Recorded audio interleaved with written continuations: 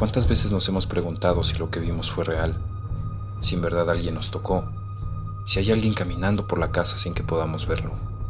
Hay miles de historias, leyendas, mitos y relatos sobrenaturales alrededor del mundo, y estas son solo algunas de ellas. Mi nombre es Luis Martín, y esto es LM Terror Nocturno. Bienvenidos.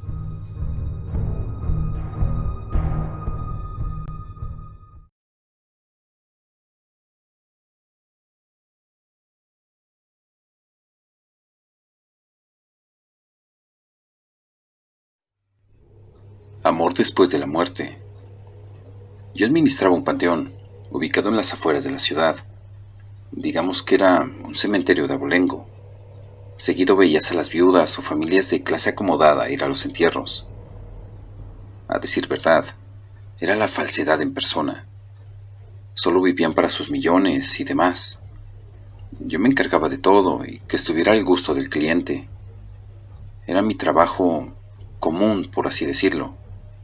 Hasta que una tarde, en que extrañamente se nubló, en la lejanía escuché las notas de un violín en el cementerio. Extrañado seguí el sonido de esas notas melancólicas. Divagué entre las tumbas, hasta que casi me infarto al ver a una mujer delgada y con cabellos negros que cubrían su rostro. Sus manos pálidas se movían con destreza en el arte de tocar el violín. Yo, aunque deseaba mirar su rostro, no podía. «Señorita, ¿qué hace usted a estas horas?», dije muy consternado. «Ya lo ves, estoy tocando mi violín. Cada tarde o noche, si no toco, deambulo por mi tumba». Entonces, al moverse su cabello de la cara, observé esa mirada hueca y vacía. Empezó a llorar y me decía: «¿Tú crees que un muerta se pueda volver a amar?», me dijo. Bueno, es una gran pregunta, pero bajo mi concepto, el amor es eterno», le respondí. Yo morí de amor. Me enamoré de un hombre casado y aunque él jamás me lastimó, su mujer se enteró de lo nuestro y me mandó a asesinar. Se llenó de celos y rabia contra mí, pero ella ya no lo amaba. Solo estaba con él por su posición y nada más. Aunque al pasar todos esos hechos y darse cuenta él de lo que me hizo su mujer, la denunció, pero ella terminó con la vida de él y lo asesinó también. Aunque escapó un tiempo, la policía la atrapó, y eso lo sé porque deambulaba por esos rumbos en espíritu. Me dijo: «Me asustas y en verdad que estoy nervioso, y al contarme esto, creo que comprendo tu pena y tu dolor», le dije. «Pero mi penar es porque no supe nada de él, así que anhelo saber si está por aquí enterrado. Yo me llamo Maleni y él se llamaba Marcelo Rivas Hernández», me dijo. «¿Sabes? Yo lo puedo localizar en mis registros. Solo déjame investigar». Aunque sonaba esto muy loco, yo ayudando a una difunta, decidí hacerlo. Empecé a recabar datos y buscar en los registros, hasta que después de unos días lo encontré. Y sí estaba ahí, en el cementerio. Así que otra noche busqué a Malen y le dije: «Ya encontré a Marcelo, y te llevaré donde está su tumba». Yo mismo estaba tan desconcertado, yo haciéndola de Cupido para unir dos almas del más allá. Pero lo hacía porque ese amor limpio debía perdurar. Al llegar a la tumba de Marcelo, ella lloró sin descanso. «Amado mío, al fin te encontré. ¿Cómo te he buscado?». Entonces, ella sacó su violín y comenzó a tocar, con un sentimiento tan grande, que yo comencé a llorar ante ese gran amor. «¿Te acuerdas cuando nos amábamos? Yo tocaba estas melodías para ti, porque eras mi todo, y yo lo era para ti». Entonces, unos pasos me aterraron. Temblaba y al girar la vista, vi detrás de mí a Marcelo, el cual lucía un traje negro. Fue a donde estaba su amada. Ella lloraba y sonreía de verlo nuevamente. «Maleni, amor mío, aunque en vida nos separaron, y a muertos nada nos alejará.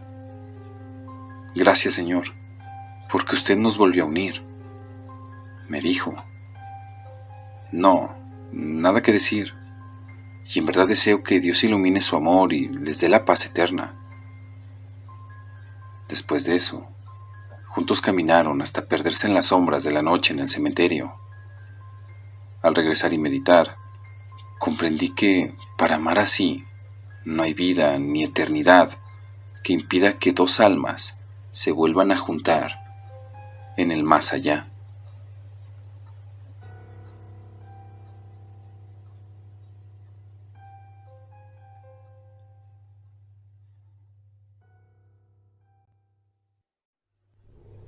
La muerte y el ajedrez. Historia enviada a través de mi página de Facebook de manera anónima. Era una noche oscura y fría. Daniel bebía un café sentado en su sillón favorito en la sala de estudio de su casa. Su familia dormía, mientras él reflexionaba sobre muchas cosas, tantas que perdió la noción del tiempo. Eran las 3 de la mañana. Llevó su taza vacía al lavaplatos y abrió el refrigerador para prepararse algo de comer. Cuando cerró la puerta, vio junto a él una figura muy conocida, pero nada apreciada. La espectral imagen lo miró fijamente y le dijo con voz tenue: ¿Sabes a qué he venido? Él asintió con la cabeza y dijo: Sí, lo sé. Ya es mi hora. Confundida, la muerte preguntó a su víctima: ¿No vas a llorar? Todos lo hacen. Se arrodillan, suplican, juran que serán mejores, ruegan por otra oportunidad, mientras que tú aceptas mi llegada con resignación. Temeroso aún y con un nudo en la garganta, Daniel respondió: ¿De qué serviría? Nunca me darás otra oportunidad. Tú solo haces tu trabajo. Tienes razón. Solo hago mi trabajo. ¿Puedo despedirme de mi familia?, preguntó Daniel con la ligera esperanza de recibir un sí. Tú lo has dicho. Hago mi trabajo. Y yo no decido la hora ni el lugar, mucho menos los detalles. Lo siento, Daniel.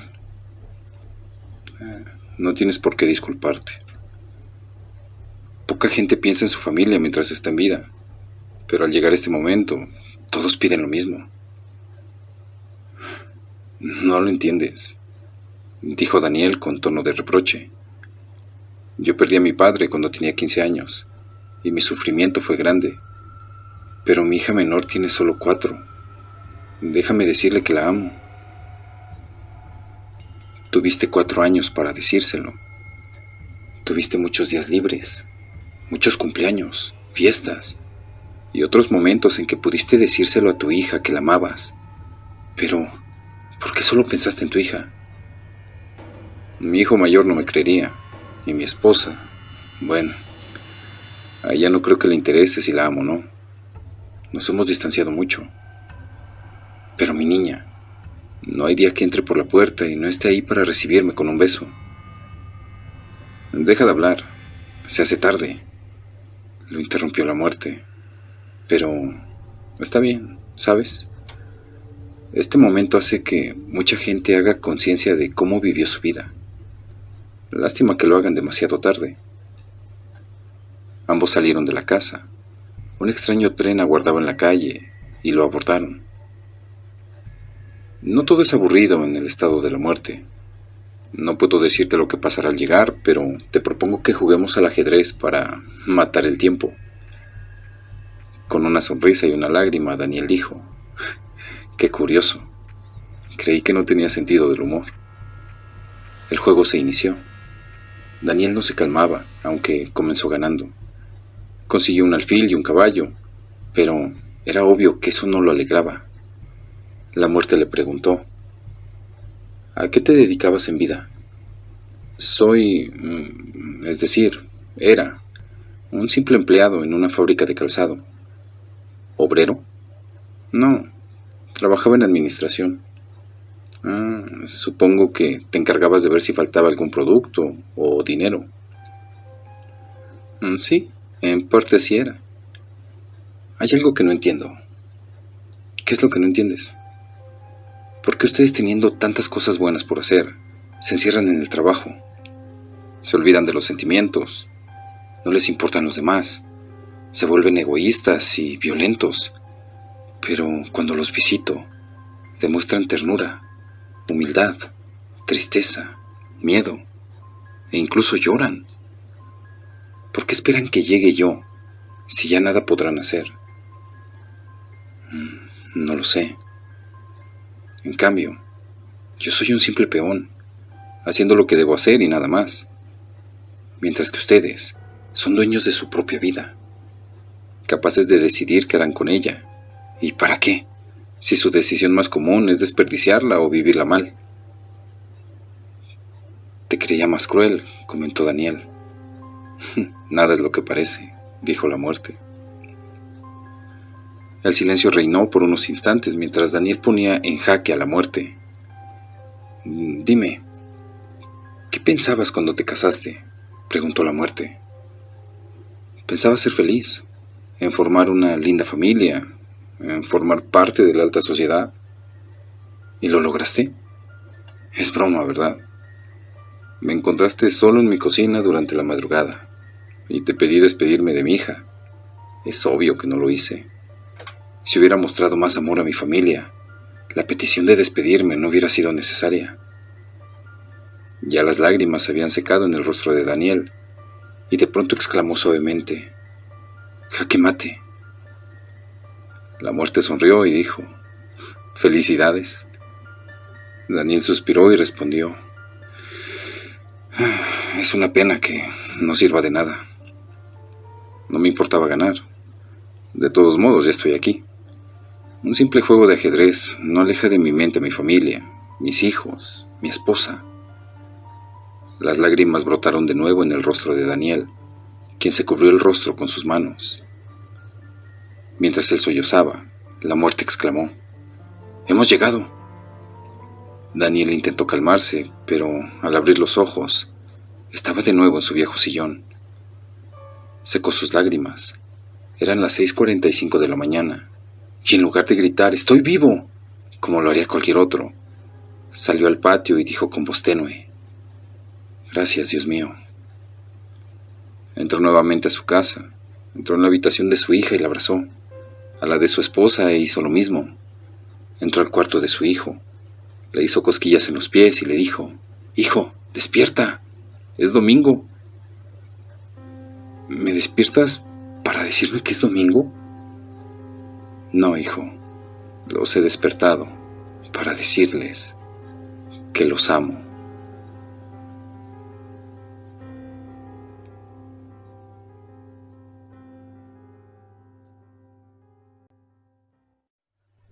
La señora del lavadero.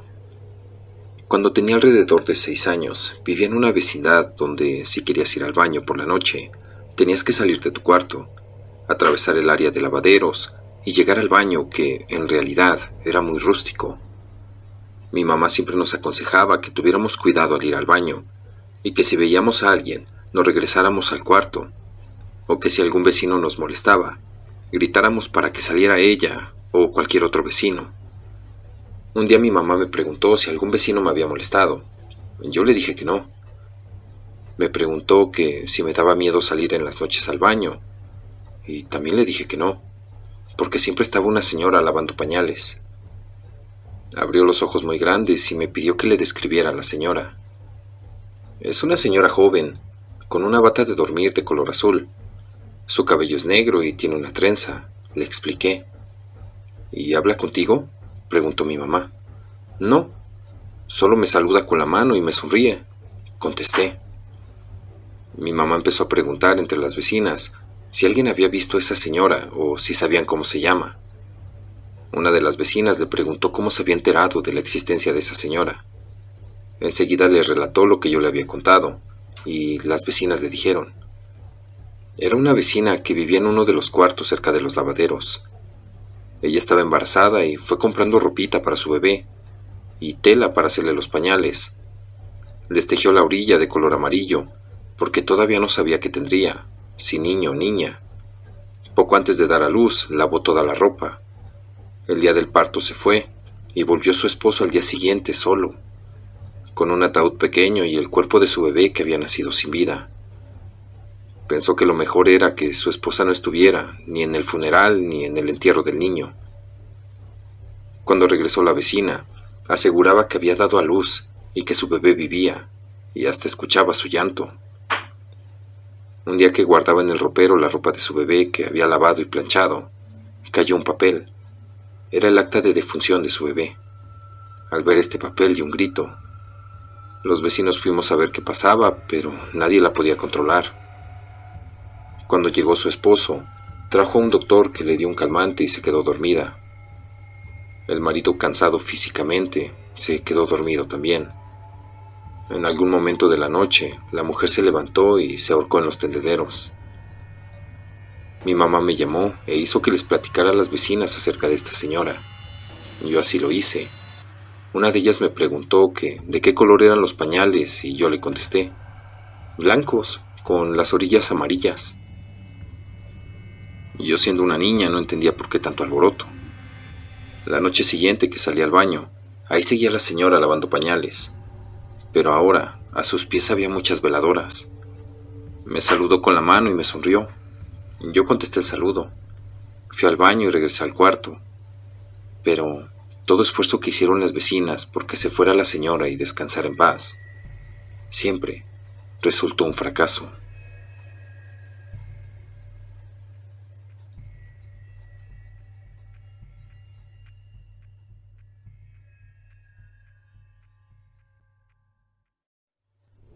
La niña caníbal del metro. El metro de la Ciudad de México es un lugar alrededor del cual existen muchísimas historias. Después de todo, miles de personas lo usan todas las semanas, siendo una concentración grande de gente. Y puede pasar de todo, incluso algunas situaciones que jamás hubiéramos imaginado. La siguiente historia se dice que fue verdad, mientras que para otros es solo una leyenda urbana más, que se ha creado alrededor de este sitio. Se dice que la protagonista fue una pequeña de nombre Rosarito Sánchez Sierra. Ella tenía apenas 8 años y se dirigía a ver a su madre. Para ello, tomó la línea 1 del transporte colectivo. Todo ocurrió el 7 de septiembre de 1972, en la estación Tacubaya. A esa altura fue la última vez que se le vio, porque terminó por perderse. Estuvo perdida por al menos una quincena, pero lo que sucedió fue terrible. El 22 de septiembre ella fue encontrada. Estaba escondida todavía en los túneles de la zona, y ella misma terminó por narrar los horribles acontecimientos. Según dice, terminó por asustarse y la única solución que encontró fue esconderse entre los túneles del metro. Permaneció ahí y no sabía por cuánto tiempo, pero llegó el momento en que empezó a sentir mucha hambre, y estuvo andando por los caminos hasta que llegó el momento en el que se encontró con un vagabundo tirado. Se percató de que estaba sin vida, pero no de hace mucho. Se notaba que había caído y perdió la vida en el acto. Ya había algunas ratas comiéndolo, pero no le importó. Tenía demasiada hambre y se incorporó también a comer junto con ellas. El vagabundo se había roto el tobillo, lo que supuso que fue la causa de su muerte. Logró separarlo del resto de su cuerpo y comenzó a comerlo. Para el momento de hacerlo, ya tenía un par de semanas sin poder probar bocado, por lo que por supervivencia tuvo que realizar este acto de canibalismo. El rescate de la pequeña. Se reportó la aparición de cuerpos mutilados de vagabundos, por lo que las autoridades decidieron investigar los túneles. Al estar revisando, por fin terminaron por encontrar a Rosarito. Al verla rodeada de huesos y la cercanía con los cuerpos, terminaron por comprender lo que había pasado. Fue rescatada y regresada con su madre. Se dice que no fue llevada a la cárcel por las circunstancias que vivió, tomado más como un acto de supervivencia, pero que fue encerrada en el Instituto Mexicano de Investigación Psiquiátrica por los daños que tuvo, lugar donde falleció el pasado año 2010. Pero, ¿fue verdad esta historia? Hoy en día, es contada como parte de las leyendas urbanas del metro, pero su primera aparición se remonta a una publicación de la revista Insolente que se publica en México. La misma revista habla que fue un caso que quedó archivado en el tiempo, pero que fue publicada originalmente en periódicos de su época, y que en ellos únicamente se dedicaban a reproducir la historia. En ningún momento se dice que haya sido una obra de ficción publicada por ellos, pero tampoco se ha podido encontrar vestigios de las publicaciones, y los editores no han desmentido nada. Por lo tanto, y por lo impactante que es, pasará a formar parte de las leyendas del metro de la Ciudad de México.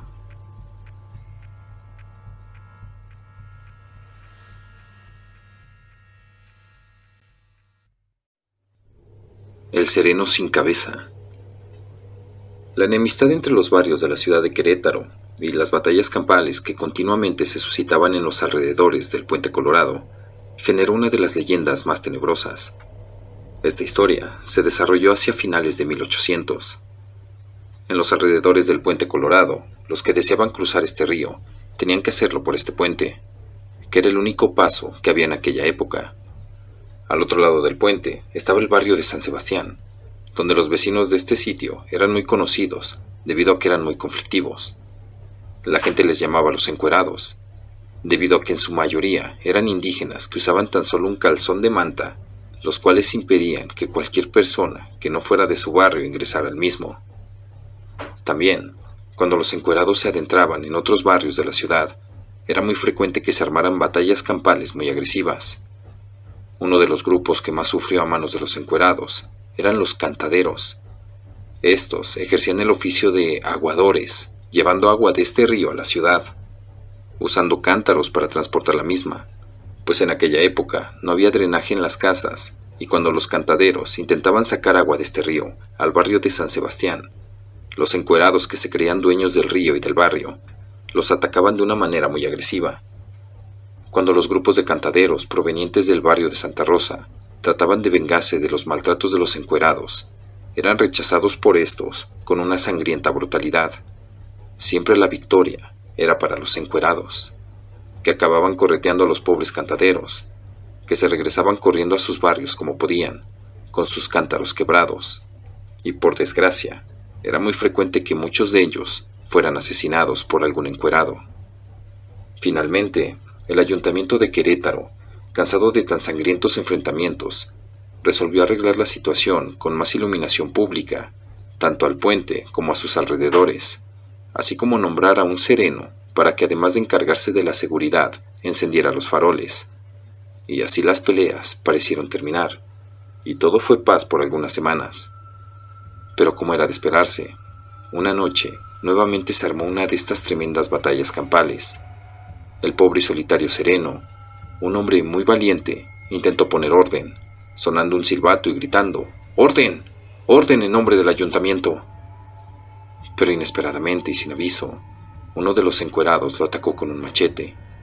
Lo hizo con tal odio y furia que le cortó la cabeza, ahí mismo, a la mitad del puente. Temerosos de las autoridades que los fueran a reprender, los salvajes encuerados huyeron hacia su barrio. Por supuesto, nadie nunca denunció al asesino. Y a pesar de que las autoridades lo buscaron, los encuerados nunca lo delataron. Con esto pareció ya no haber más peleas, hasta que una noche llegaron los cantaderos a recolectar agua, y fueron atacados nuevamente por los encuerados, los cuales, haciendo uso de su brutalidad, estaban causando mucho daño a los cargadores de agua. Parecía que sería de nuevo una masacre, cuando repentinamente, y en lo más cruento de la campal, se miró a lo lejos una luz.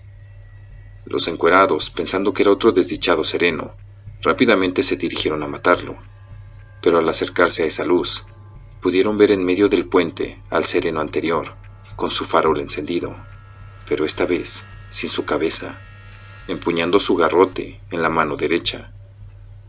Los encuerados al verlo se horrorizaron tanto que huyeron gritando despavoridos, algunos tambaleándose. El sereno se dirigió en especial a uno de estos, el cual fue tan grande el susto que cayó ahí muerto. Se dice que esta persona fue la que le había cortado su cabeza.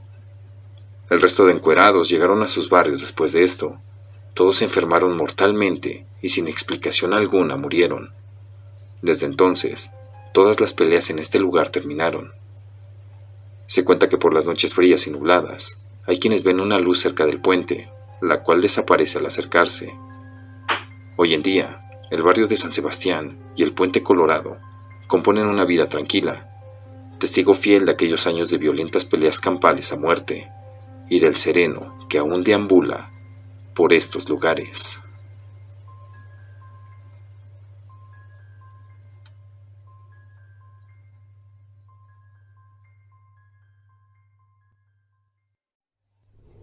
La mujer del camino y el llanto de su bebé. Allá por los años 50, la familia Hernández Chaires era muy famosa en la cabecera municipal de Tepehuanes, Durango, por sus ricos quesos, asaderos y cuajadas que producían, mismos que vendían en toda la región al menudeo y mayoreo. Era un próspero negocio familiar que se fue extendiendo hasta la ciudad de Durango. Tomás era el hijo mayor de esa familia, integrada por don Martín y doña Sofía, y tenía la encomienda de viajar cada 8 días de noche a la ciudad de Durango para hacer las entregas de queso y asaderos por la mañana temprano, a los locatarios del mercado Gómez Palacio y en otros comercios de la periferia. Venía manejando tratando de sintonizar la radio, que por lo regular agarraba difusoras de la Unión Americana, y ya casi al llegar a la planta de leche, conocida como la Carnation, casi no se dio cuenta de una jovencita que caminaba por un lado de la carretera y le hacía gestos para que se detuviera. Casi frenando en seco, Tomás detuvo su vehículo pocos metros por delante de la chica. «Cielos, ¿cómo se te ocurre caminar sola a estas horas, con este frío que está haciendo? He estado a punto de llevarte por delante con mi camioneta», dijo Tomás mientras reducía el volumen de la radio. «Gracias por detenerse, señor. Tengo mucha prisa porque mi bebé me está esperando. Se me ha hecho de noche y nadie se ha detenido para ayudarme. Usted debe ser la tercera persona que veo en media hora y el primero que me ayuda». «No te preocupes. Si no me desvía mucho del camino, te acercaré a tu casa». Tomás no acostumbraba a recoger a nadie en carretera. Probablemente, si no hubiera estado tan absorto con el programa de radio que escuchaba, no se hubiera arriesgado a detener su vehículo para ayudar a una desconocida. En todo caso, al ver la cara de preocupación de la que parecía casi una niña, y escuchar la historia de que debía reunirse con su bebé, se conmovió. «Hola, me llamo Tomás.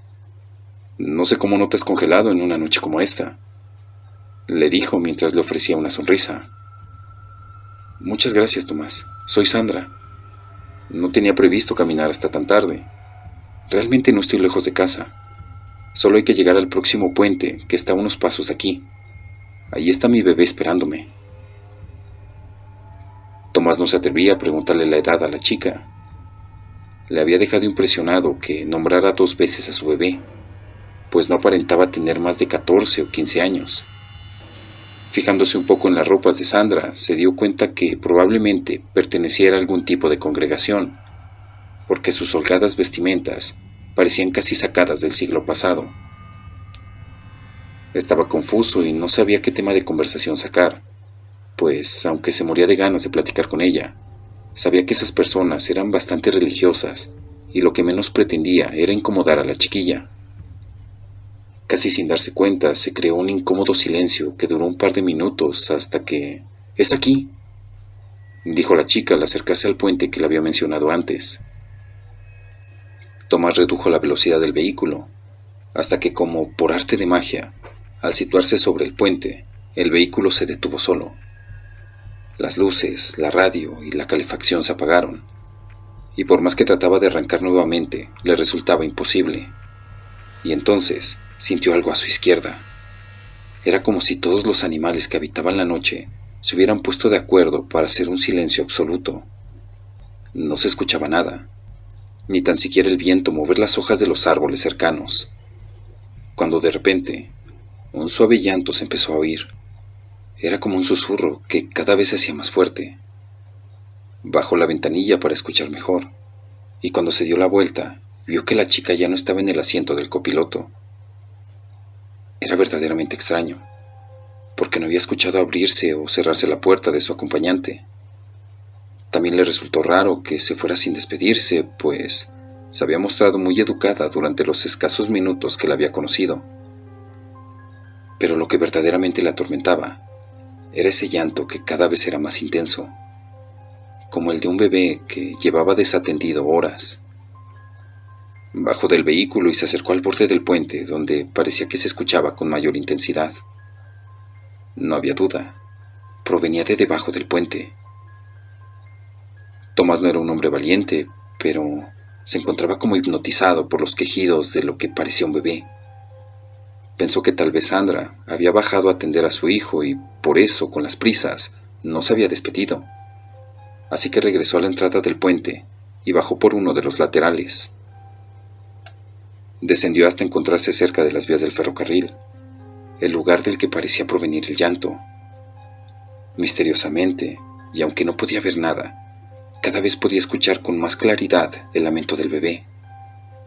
Era extraño porque parecía provenir de las vías, y por más que miraba junto a su lecho, no podía ver nada. Pero entonces lo sintió, como si una fría aguja de hielo se clavara en su espalda. Le sacudió un escalofrío que lo dejó prácticamente petrificado. Podía notar cómo alguien le miraba desde el puente, una mirada fija que le helaba la sangre. Lentamente levantó la cabeza para ver quién le vigilaba y cayó al suelo de la impresión. Colgado del puente se encontraba el cadáver de Sandra, que parecía haberse ahorcado con una cuerda atada al barandal del concreto del puente. Sus fríos ojos de muerta le miraban fijamente. Su rostro tenía una extraña mueca de dolor y su boca parecía desencajada. Pero lo más aterrador estaba por llegar, porque aunque Sandra parecía llevar varios días muerta en el lugar, empezó a moverse. Un brazo se extendió y con un dedo señaló lo largo de las vías. Tomás, aún desde el suelo, estaba tan petrificado por el miedo que no se atrevía a moverse. Pero como la luz atrae a los insectos nocturnos casi sin poder evitarlo, giró su cabeza hasta mirar al lugar donde apuntaba el dedo en descomposición de Sandra. En las vías podía verse el cuerpo de un recién nacido boca abajo, y una vez más escuchó el llanto desconsolado. El miedo dio camino al pánico, y el terror que antes le paralizaba, ahora le obligaba a correr tan rápido como podía. Subió tropezando por la cuesta por la que había descendido a las vías, y se metió nuevamente en su camioneta.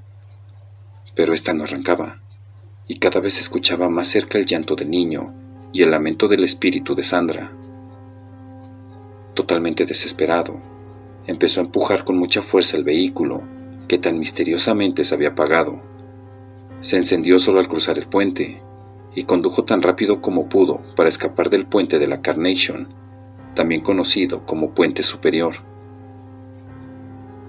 A nadie le quiso contar lo que había sucedido por temor a que lo juzgaran loco, y después de entregar las mercancías, ya no quiso manejar nunca más la camioneta, la cual tuvo que venir por ella a la ciudad otro de sus hermanos, mientras Tomás prefirió regresarse a Tepehuanes por tren.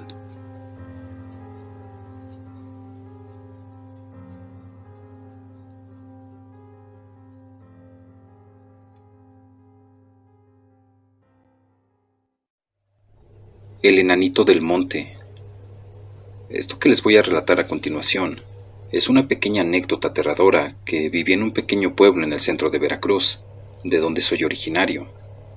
Mi historia comienza en las montañas de mi pueblo. Hace un tiempo, cuando tenía 9 años de edad, nos juntábamos un grupo de amigos para jugar fútbol, con una pequeña pelota de hule. Pero a veces, nos juntábamos todos los niños del pueblo. Éramos un puñado como de 30 niños o más, y cuando nos juntábamos todos, nos gustaba mucho jugar a las escondidas. Fue en uno de esos juegos que, sin imaginármelo, me sucedería aquel terrible encuentro. Una imagen en mi cabeza que jamás he olvidado. Justo atrás de mi casa había unas pequeñas ruinas estilo casas de los años 50. Ese era mi punto de escondite cuando jugábamos. También siempre llevaba conmigo una resortera de juguete, pues según yo, era para distraer aventando piedras si es que estaban a punto de encontrarme. Cuando comenzó el juego, todos corrimos a escondernos, y a mí, como siempre, se me ocurrió dirigirme a aquellas casas en ruinas. Cuando llegué, muy emocionado me escondí y guardé mucho silencio para que no me encontraran. Al pasar un rato, escuché unos pequeños pasos cerca de mí. Me asomé y no había nadie. Pensé que tal vez el niño que en esa ocasión le tocó buscarnos estaba cerca de mí. Entonces decidí adentrarme unos metros, al lado de las ruinas, hacia el monte. Lentamente me dirigí hacia allá. Trataba de no hacer ruido, pero era un poco imposible, pues cada vez que pisaba se escuchaba tronar las hierbas, y la verdad, yo estaba seguro que me iban a descubrir, pero no veía a nadie a mi alrededor, así que seguí y me escondí detrás de unos árboles y matorrales. Nuevamente me quedé en silencio a esperar que me encontraran. Todo era muy callado, solo se escuchaba el ruido que hacen los grillos. Después de un pequeño rato, cerca de mí escuché una pequeña risa. Lo primero que pensé fue, ya me encontraron. Pero al voltear al lado donde provenía aquella risa, no había absolutamente nadie. Comencé a sentir escalofrío, pues debo confesar que sí me dio un poco de miedo.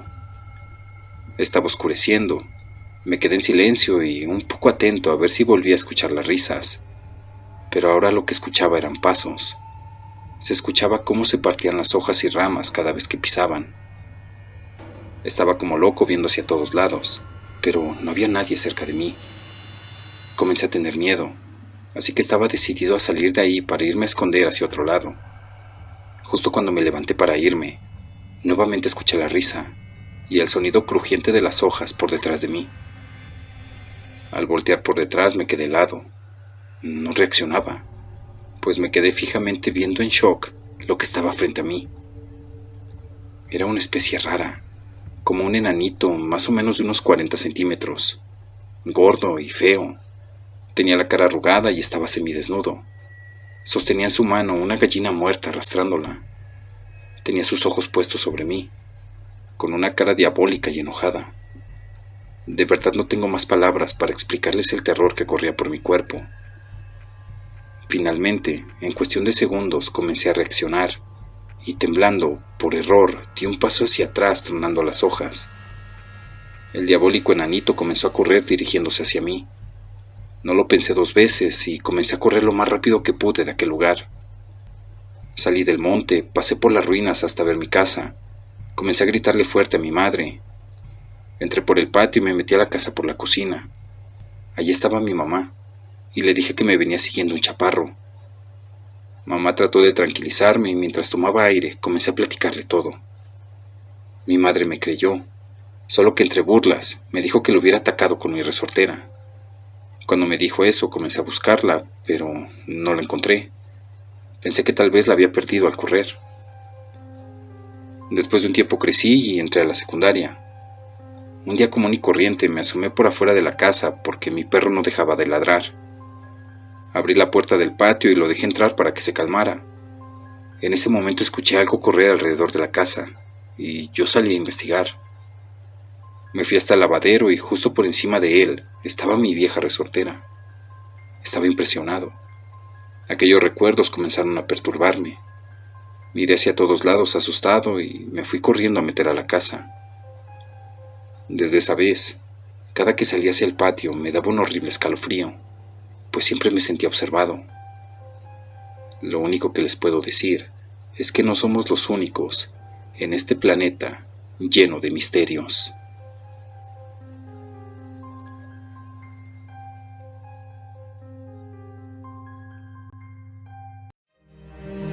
Si te ha sucedido algo paranormal, conoces alguna historia o relato que quieras compartir, envíalo al correo que aparece en pantalla, aportesterrornocturno@gmail.com. También puedes enviarme fotos o videos paranormales que te gustaría que publicara en próximos videos. No olvides suscribirte, compartir, dar like y activar la campanita de notificaciones. Esto fue LM Terror Nocturno. Hasta el próximo video.